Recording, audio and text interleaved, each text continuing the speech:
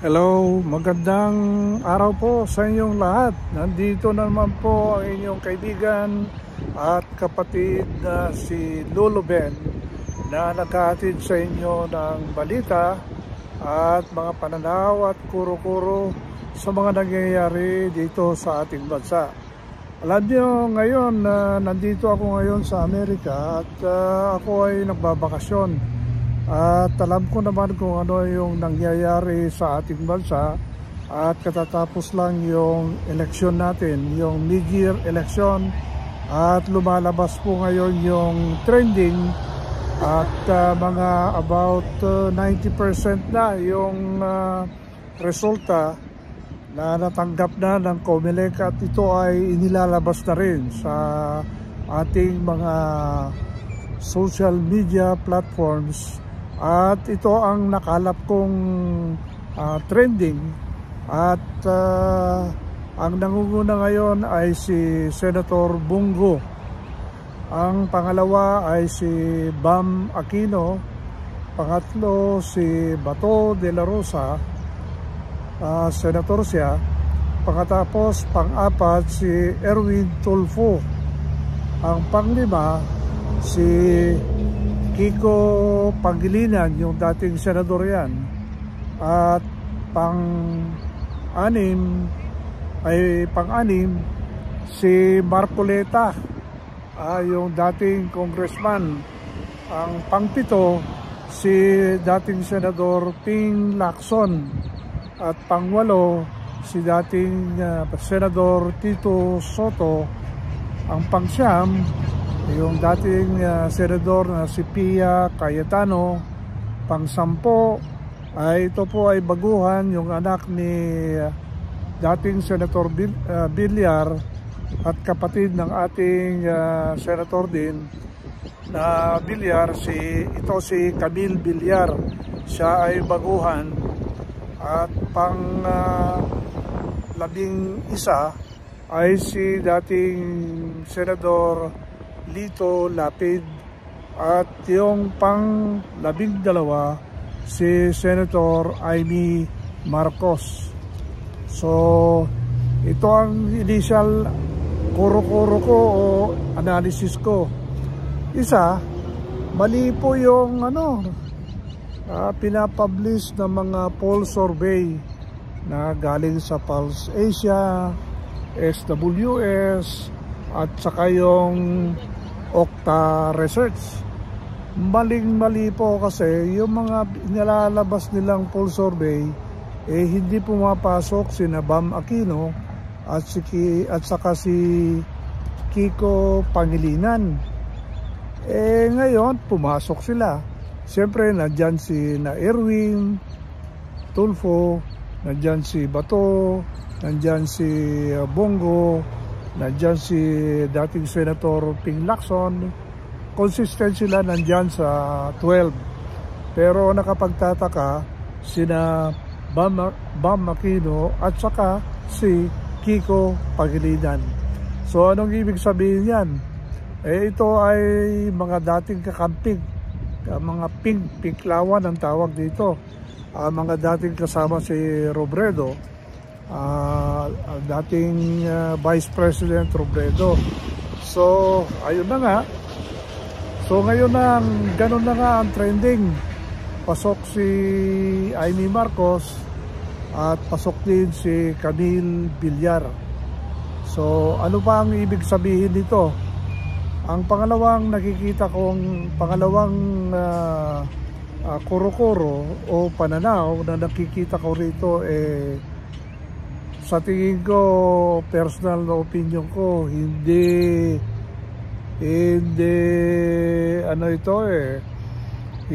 magkakaroon ng magandang desisyon sa final na impeachment case against kay Vice President Sara Duterte.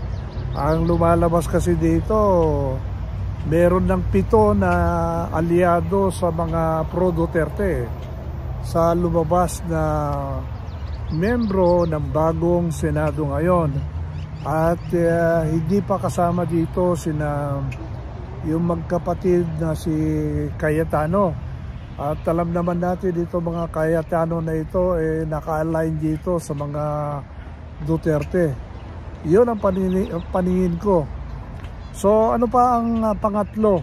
So yun ang pinaka-importante yon na hindi matutuloy itong impeachment case ni Sara Duterte. Pero nakikita ko ito, waste of time. Sayang yung time, sayang yung resources, sayang yung mga i-google nila na mga tiyempo o panahon para sa impeachment. Sayang po. Nakikita ko dito, walang patutunguhan itong impeachment na ito. Ito ay isang ingay lang na mangyayari. Dahil dito sa impeachment na ito, kung matutuloy, lalo pong maging popular si Sara Duterte. Magbabaklas yan.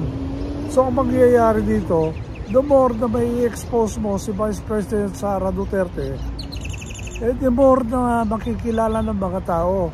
At ang mahirap pa rito alam niyo yung underdog, yung kawawang-kawawa at kinakawawa, siya pa yung magiging ang ibig sabihin dito ay magiging isusulong ng mga tao. Alam nyo naman ang mga tao, yung psychology ng mga tao, kung sino po yung bugbog sarado, siya po ang kakaawaan ng tao.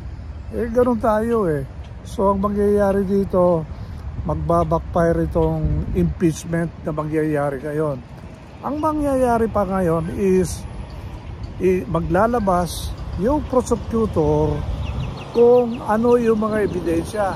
Baka sa hearing na yan magkanda buhol-buhol yung mga ebidensya dyan yung nga ilalabas nila sina Piatos at saka kung ano-ano dyan. Pang-apat yung mga miyembro ng Quadcom, karamihan sa kanila na yung mga nagkandak po ng mga ganyan na mga paglalabas sa mga fake news, kung anong-ano pang paninira kay Vice President Sara Duterte, halos sa kanila natalo po sila. ilan lang ang hindi natalo. Si Luis Ro panalo, pero yung mga bastos at palagi sila nagpapile ng contempt sa mga witnesses, talo po sila. So walang silbi yung nangyaring Quadcom investigation at kasi karamihan sa yung mga ebidensya doon ay galing po doon sa hearing ng Quadcom. Hindi natin alam kung paano nila i-represent ngayon itong mga ebidensya nila dito sa bagong hanay ng bagong nahalal na mga senador. So ang panglima nakikita ko dito wala. Itong next 3 years ito, puro igay na lang. Wala na. At ang pang-anim na analysis ko dito ay baka itong si Senator Go merong chance ang tumakbo presidente ito or Vice President. At ito lalakas na naman ito mga DDS na sinasabi. So yun po muna ang aking nakikitang pananaw dito sa halalan na nangyari dito sa mid-year election. So maling-mali yung poll survey na kinandak. Maraming natalo na akala nila mananalo, lalong-lalo na dito sa mga artista. Lahat po sila talo, yung mga artista. Philip Salvador, wala, talo. Si Tol Tolentino, talo. Si Willie Rebillame na nandun palagi sa top 12, talo. Sino pa ba ito mga sikat? Yung mga iba pang na DD kasama ng mga pro Duterte, talo din sila. Ang lumusot lang si Barcoleta. Parang lumalabas si Black Horse, si Barcoleta. At mabuti naman at maayos naman si Senator Barcoleta sa mga investigasyon. So tignan natin, susundan natin ng chapter or part 2 itong pananaw ko dito sa nangyari sa mid-year election. So yun lang po muna. Salamat po at magandang araw po sa inyong lahat. Bye!